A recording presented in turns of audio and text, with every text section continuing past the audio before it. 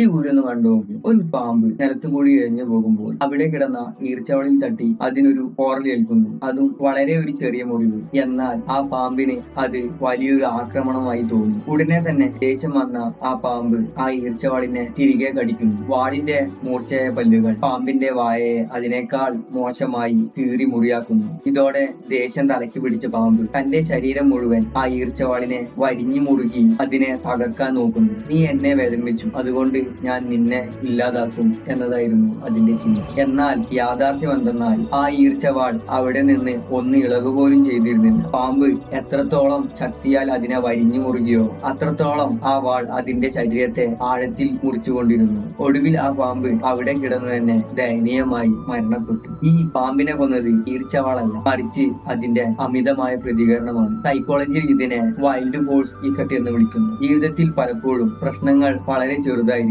എന്നാൽ നമ്മൾ കാണിക്കുന്ന അമിതമായ ദേഷ്യവും പ്രതികരണങ്ങളുമാണ് വലിയ നാശനഷ്ടത്തിലേക്ക് എത്തിക്കുന്നത്. അതുകൊണ്ട് പ്രശ്നങ്ങൾ ഉണ്ടാകുമ്പോൾ പെട്ടെന്ന് പ്രതികരിക്കാതെ സമയമെടുത്ത് പക്വത കൈകാര്യം ചെയ്യുക. ഓരോ തവണയും ദേഷ്യപ്പെടുമ്പോൾ അത് മറ്റുള്ളവരെക്കാൾ നിങ്ങളെ അത് കൂടുതൽ വേദനിപ്പിക്കും. Please be kind to your self.